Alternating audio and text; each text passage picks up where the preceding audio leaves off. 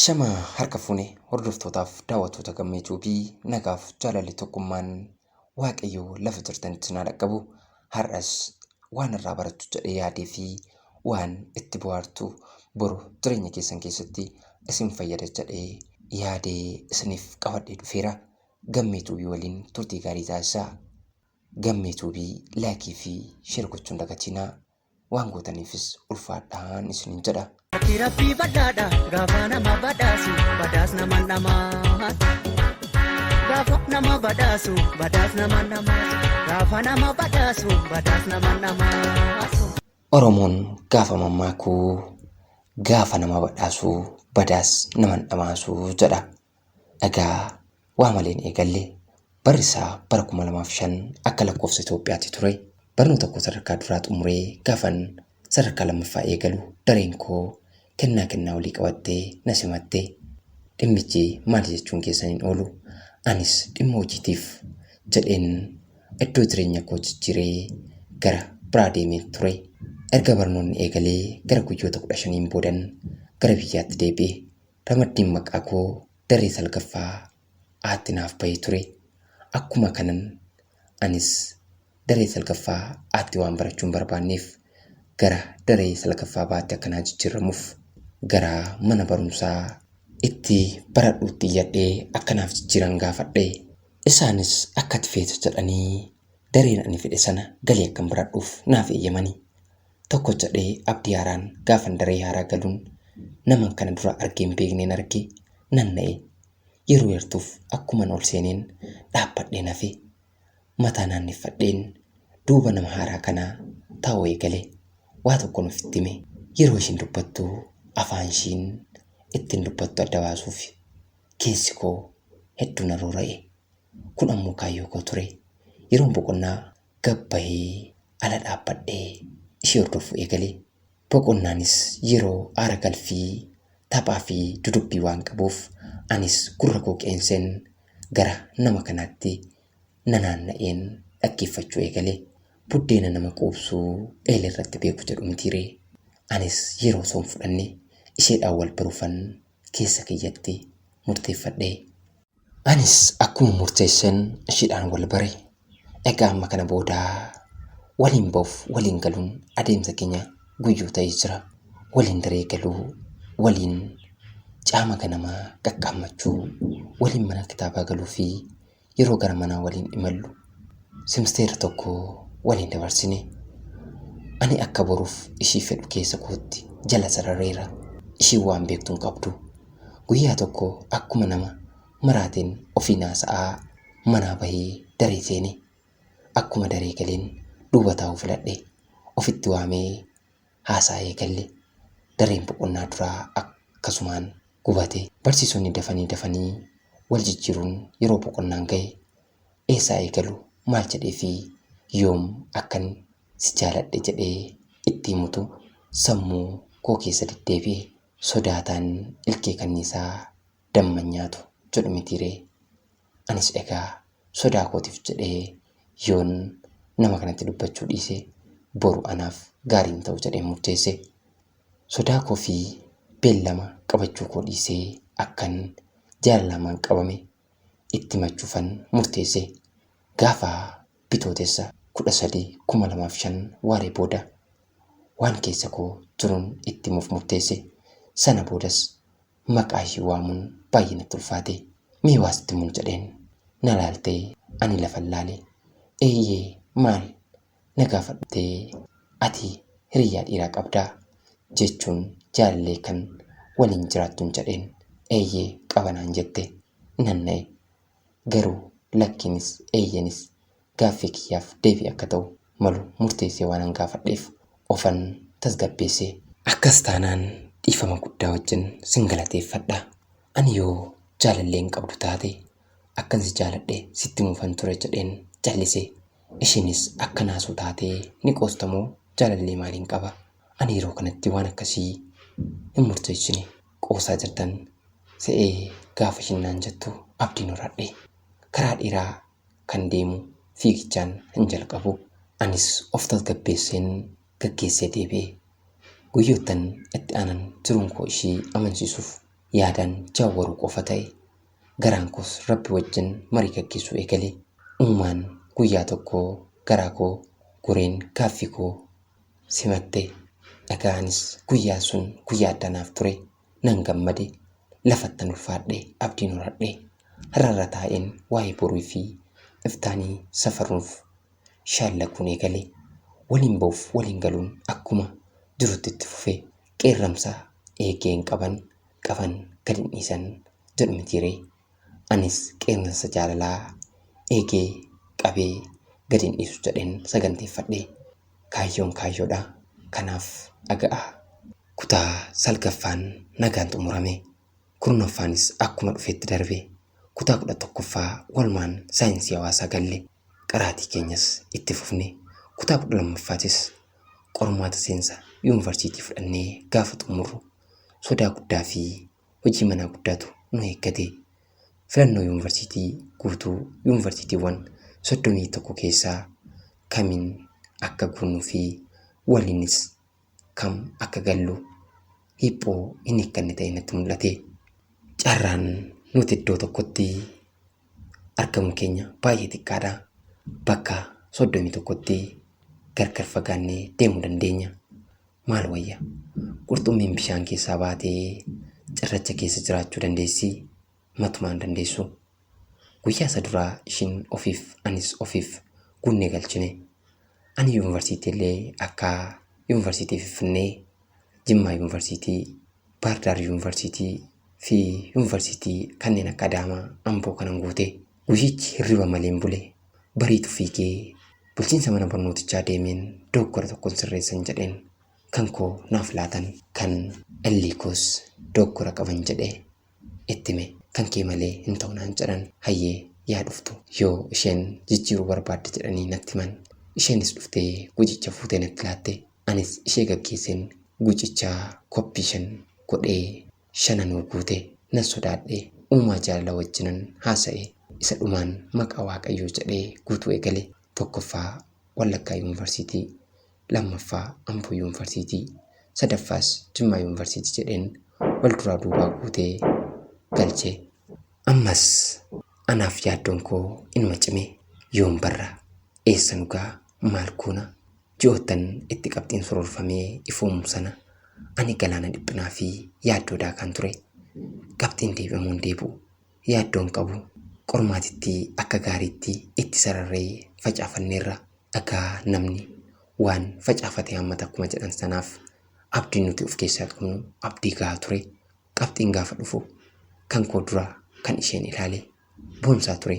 Itti dabaleen kan koo mul'adhee qabxiin koos irraa hafaa ture. Haara galfadheen yaaddoo koo birootti fufe. Ramaddii iddoo baruu yaaddoo ijoo ture. Ilmi gamnii kan argate qabatee kan biraatiif bu'aa jedhu mitiiree.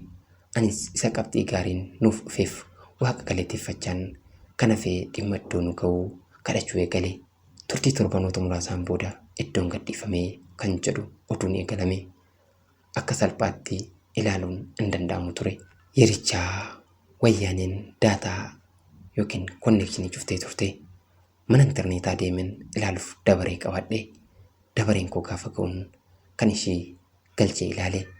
Akkuma guutetti deebi'eef kan koo ilaaluuf osoo onneen koo na keessaa dhidhiitattuu akka buutee lafan gangalanneef harkumaan of keessatti qabeen itti madhee. Baasee yeroo natti laatu maqaa koo osoo ilaaliin 1ffaarra isa jiru ramaddii kiyyan ilaale. Akkuma guutee galchetti qilleensa keessaan naaf deebisan. Keenya maal agarsiisa jedheen gaafadhe. Amanuu dadhabuu kootirraan kan ka'e atis isheenis yuunivarsiitii Wallaggaa muummee ikoonomiksii fi biizinesiitti ramadamtan naan jedhee. Ammas Waaqa kootiif galata galchuun dhiifne. Guyyaan waamichaas gahee geejjibatti baane. Baakkoo gaddabarraan naqamte galte bari jechaa kunne. Akka weellisaan baakkoo gaddabarraan naqamte malee maalii dadhabe jedheen beeku naqamte malee maalii akka jedhe sana weelluun sunis sammuu keessa na dhufuumsaan ollee. Akkuma jigeenyeen ammas odeeffannoon waan nu kennameef muummee kam galla kan jedhus filannoo biraa nutti ta'e. gosa barnootaa baay'eetu as jalatti argama. Ammas buddeena kaaffee nyaachaan dhiphinatti deebi'e. Guyyaa filannoo walumaan akka amala keenya ikoonomiksitti cabsine. Silaas hoolaan abbaa warraa abdattuu eegee yookiin diba wala bulchitii akkuma jedhamu nus waaqayyotti abdii kennee callifnee itti dhiifne. Yeroon ga'ee gaafa maqaan ba'u anis ishinis muummee barnoota ikoonomiksii daree biitti ramadamne. Kan ta'e ilaaluutti samiin dhiyoodha, dhugaadhaa. Dugdaa hin dhungatanii, hunda hin dubbataniif malee imalli jaalla keenyaa bu'aa bayii keessaaf alaa hedduun qoramaa ture. Kanaaf anis kaansaa irra darbuun filadhe. Ishiinis jechaaf gurrallaatiin, gochaaf hiikaallaatiin akka lafaa hunda dandeessee cimtee dhaabatte. Waltumsinee jaalala keenya isa ganamaa tarfachaa barnoota keenya xumurree baane. Qophii eebbaa keenyatti maatiin waliin mari'annee karaa jaarsummaa akka aadaa keenyatti erga xumurannee booda fulbaanaa 11 bara 2012 irratti qophoofnee qubeellaa waliif goone. Sana boodas dhimma hojiitu mataa na qabate. Hojii kana barbaadanii arguun maraatummaa biraati. Yoo argame immoo biyya bal'oo kana keessaa eessatti akka argannu yaadda'uun hojii manaa koo isa biraa ta'e. Inni abdannee amanamaadha. Guyyaa wal fakkaataatti xalaa qacarrii lafa dorgommiitti goone nuuf laatame. Guyyaa qacarrii ishiif kunnee osoo galaa jirru erga gabaabaan borkootuu gucaa qacarrii keetii guuti kan jedhu tokko na dhaqqabe. Itti dabalees bilbillinaaf bilbilamee baga gammadde waajjira keenyatti warra qoraman keessaa qabxii olaanaa fiduun dabartee jirta. Boru ganama wabii fudhadhu kottuu gucaa qacarrii guuti naan jedhan. Ani kaampaanii inshuraansii Niyaalaatti, ishiinis bulchiinsa magaalaa Finfinnee keessatti yeroo duraaf qacaramne. Akkuma waliin barbaadaa turre waliin handhuura Oromiyaa magaalaa seena qabeettii fi magaalaa yeroo hundaa ilma Oromoo keessatti diriirfamaaf hiraarfamaa jiraatu Finfinneetti hojii eegalle. Yeroo ammaa kanas ishiin achuma lafa duraan qacaramtetti hojjechaa jirti. Ani iddoo fooyya'aa argadhee gara baankii Gamtaa Oromiyaatti waajjiruma muummee handhuura Finfinnee kanatti hojjechaan jira. Galanni guddaan Waaqayyoof haa ta'u. Qophii gaa'ela keenyaas akka nama beekumsa ikoonomiksii qabutti gadi qabaadhumaan gaafa 9/5/2014 godhannee har'aadha manaa fi abbaa manaa taanee firii jaalla keenyaa nyaachaaf dhandhamachaa jirra. Amma yeroon akkas jedhu eessuma wayii mana barnootaa, biiroo barnootaa, yuunivarsiitii Wallaggaa akkasumas bulchiinsa humna namaa magaalaa Finfinnee keessaa qabda jechuutti jirtu ta'a. Irras darbitanii kun keessan dhiisi inni samiirraa illee kan Waaqayyooti waa dubbatuuf eessuma dhabu jettu ta'a. Fudhattanis jibbitanis ani eessuma illee dhimma koof dhimmu waa tokkoon qabu. Inni naaf dhimme Waaqa uumaa koo qofa. Egaa sittan hima dhugaadhaan teenya keetiif ifaajja taanaan namas hin abdatiin Waaqa qabattee fi waan amanatteetu galmaan sigaa. Adeemsa keenya kanneen keessatti muuxannus hedduu qabna. Muuxannoon ajaa'ibaa keessaa tokko jabaa isiniif haa jedhu. Yuunivarsiitii barachaa turre. Aniif ishiin yeroo hunda walirraa adda baanee qofaa waan hin deemneef namoonni yeroo wal biraa nu dhaban tokkoo keenya keessaa gaafatu. Yeroo kophaa kaaffee galu balbala irratti eessa dhaqxe obboleettiin kee nagaa miti naan jedhu. Isheedhaanis kanuma jedhuun barataa qofa miti. Barsiisonni akkasumas poolisoonni yookiin immoo eegdonni mooraa keenyaa gaafananii balbalicharra kophaa seenuu yookiin kophaa bahu obboleettiin kee eessa deemtee jedhanii na gaafatu. Isaan akka obbolaa ta'anitti kan isaan nu ilaalan. Mucaan tokko ammoo yeroo baay'ee nu wajjin deddeema. Ani hiriyyaadhuma nagaati jedheen ilaala. Mucaan edaa jaalala ishiin qabamee akka itti himatu dhabeera. Gaaf tokko na waamee maali kaatoo obboleettii kee kanarraa addan baatu maal wayya naan jedhe. Maalirree rakkoonsaa jedheen gaafadhe. Maaloo dhiiroo foon ofiin nyaannee sareen dhoowwaniitii obboleettii kee kanarraa jaalalli na qabeera. Akkattan itti madhuun dhabeem jedhee waan keessaa jiru osoo nan dhoksine iftoominaan natti hime. Anis hedduun na'e. Maal akkasiin jedhu beeku. Jechi keellee dhugaadhas sirriidhas jedheen isaaf deebise. Anaaf garuu obboleettii osoo hin taane hariyyaa koo baay'ee jaaladhu fi kudhaaman ani birutti kudhaammadhee waliin jireenya eegaleedha jedheen isatti hime. Innis hedduu rifaaturraan kan ka'e egaa kanan seene dhiifama guddaa naaf godhe hin beeku waan ta'eef dogoggoreeraa anaan jedhe. Anis ittiin qabamne dhugaadhaa obsii furtuu waan hundaati. Kaayyoo ofiif bitamnaan kaayyoo sana bitachuun keenya fadhaa. Har'a turtii jaallaan waggoota 10 guunnee jirra. Waggaa 10 ammoo 20 guunna. Waaqayyoo amanamaadha. Waaqayyoo yeroo hundumaa gaariidha. Na amani waan murteessite tokko galmaan ga'uuf obsaa fi obsa qofa si gaafata. Warri jaalalli keessan qormaata guddaaf xinnaan raafamaa jiru ciniinnadhaa obsa galma ni geessuuti. Osoo kannisni abaaboo tokko qofa irraa damma dammeessiti. Dammichi dhandhama akkamii qaba? Icciitiin mi'aawu dhandhama dammaa abaaboo garagaraa walitti funaannamudha. Gufuunu sinna hiini garaanu sinna hiini na dura warri si qananiisu luuccaan bishaan lagaati na dhiisime adara. Akka ilillii fulbaana kan kanniisni tuttuutu kan jaarsa garaaraaftu.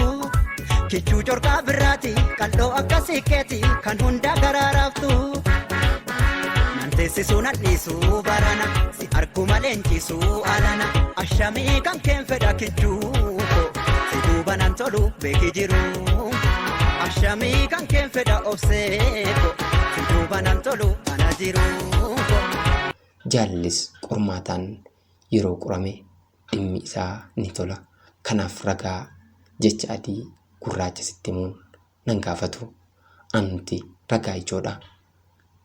Kan dubbatus ni dubbata, kan raawwatus ni raawwata. Kan gaddu ni gadda, kan gammadus ni gammada. Sanas ta'u kana ati nama kaayyoo yoo taate kaayyoon kee galma ni ga'a. Gaafaa qoramtee darbite darbuu keetti bohaarta malee qoramuu keetti gonkumaan gadditu. Egaa waan akka muuxannoos ta'ee waan akka mudannoo hedduutu jira. Wanti asirratti hin dubbatamne baay'eedha. Hundan dubbatanii dugdan dhungatan jedhee duraan isiniif kolabeen ture. Dhumarratti garuu warri jaalala eegaltan waaqayyo jaalala keessan isiniif yaa dhugoomsu. Warri ittiin galle waaqayyo jaalallee dhugaa isiniif haa kennu. Kan isiniif kennes galgala isaa isiniif yaa bareechuu. Warri jaalala namaatti qoraattii taatan waaqayyo dhiifama isiniif haa godhu. Warri nuuf gammaddan waaqayyo isin haa ulfeessu. Egaa maqaa kee ewwaamu maaliif? Maqaan kee maqaa walii onnee koo keessa jirudha. Illee koo hedduun jaaladha. Ati anaaf kennaa addaati. Yeroo hundaa iddoo hundatti obsaa fi danda'uu jabana xiiqii booree haala hunda sirraan baradhe. Ati fakkeenya waan hundaati. Waaqayyo fayyaa guutuu fi umurii dheeraan si haa eebbisu. Dhugaadha si wajjin fuuldurri koo akkuma fettedha. Guddaan siin boona. Naaf jiraadhu jaalallee koo ganamaa haadha ilmoo koo har'aa akkasumas haadha ijoollee koo baay'ee boriiti. The end justifies the means jetti warri adii. Dhagaanis xumureera. Kanarraa waa baay'ee barachuu jedhee yaada. Galatoomaa horaa bulaa deebanaa. Ana hariyyaa kee baay'ee si jaalatu. Inni keeti hariyyaa koo baay'ee jaaladhu. Illee kootiif magaalaa Finfinneerraa. Tole egaa obboleessa keenya seenaa kee waan nu qoddeef guddaa galatoomi. Maarree daawwattoonni gammiituubis jaalala isaanii kanatti hedduu akka gammaddan akkasumas kan kiyyallee osoo akkasitti naaf qajeelee jettanii akka boorii ofitti tortan abdiin qaba. Kanarraa waan baay'ee baranna. Namni rakkina garaagaraa keessa wajjin darbee dhumarrattis jaalala akkas mi'ooftu kana gaafa dhandhamu hedduu namatti tola. Kanaaf waan keessan umurii dheeraa isinii kennee waliin isinaa jiraachisu jaalala bareedaa kana isin gidduudhaan fudhatiin horaa bulaa isinillee baay'adhaa dachii guutaa. Yeroo kamuu yaada keessan nuuf qooduuf duubatti hin jedhiinaa. Karaa fuula kitaabaa yookiin feesbuukii gammiituubii jedhuun akkasumas telegiraamaaf waatsaappii lakkoofsa jala jiru kanaan na arguu dandeessu. Har'aaf yaadni koo kana fakkaata. Horaa bulaa deebanaa gammiituubiidhaa Oromiyaarraa.